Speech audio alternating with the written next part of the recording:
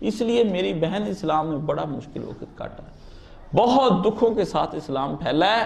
آپ نہ کہیں کہ آپ یہاں پہ 4 کلاسیں لے لیں آپ نے اسلام پھیلا دیا، نہ، آج کی عورت پہ وہی محاذ ہے جو کبھی ننھی فاطمہ کے ہاتھوں میں محاذ ہوتا تھا۔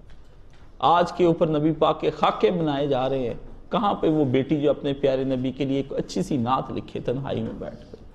کہاں ہے وہ پیارے جو اپنے نبی، اس بیٹی کی زبان اور اس کا ہاتھ جو اپنے نبی کی عظمت اور عصمت کی حفاظت کے لیے اٹھ کھڑی ہو؟ وہ بیٹیاں مجھے لا کر دو نا، مجھے دکھاؤ وہ بیٹیاں کہاں ہیں۔ میں دیکھتا پھرتا ہوں کہ کسی ان شہروں کے اندر اتنی کروڑوں عورتوں کے اندر کوئی فاطمہ، ایک فاطمہ نظر آ جائے۔ اقبال نے کہا قافلہ حجاز میں ایک حسین بھی نہیں، غرچے ہیں تابدار ابھی گئے سوئے دجلہ و فرات۔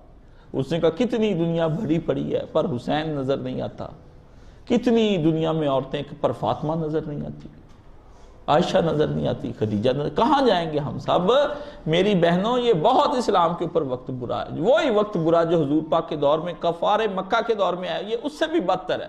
وہ تو پھر کوئی تھے نا کافر، اب چھپے ہوئے کافر ہیں، اندر منافق کافر ہیں۔ اسلام کو تم نے مضبوط کرنا تھا لیکن تمہارے ہاں ہی اب کیا کریں؟ عورت، میں قسم واللہ مجھ سے پڑھا لے، میں نے بہت مطالعہ، میں باہر کے ملکوں میں گھوما ہوں، بہت پڑھا ہوں، میں نے اتنا مطالعہ بڑے بڑے علماء سے کیا ہے کہ آپ سوچ نہیں سکتے۔ 28 سال ہو گئے مجھے پڑھتے ہوئے، اتنا سا تھا میں، چھوٹا سا، تقابل دھیان عیسائیت سے لے کر میری ماں نے مجھے بچپن میں ڈال دیا، تیسری دوسری جماعت میں۔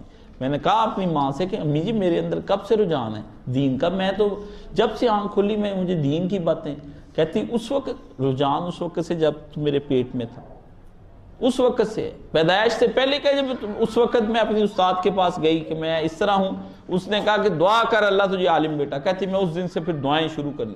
ماں کا کوئی ایک دن ہوتا ہے؟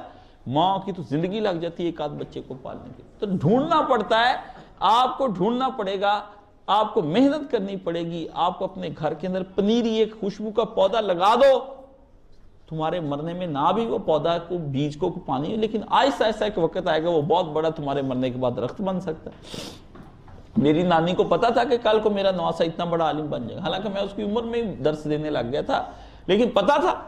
آپ کو بھی کوئی پتہ نہیں کہ کب آپ کے سامنے وقت آ جائے۔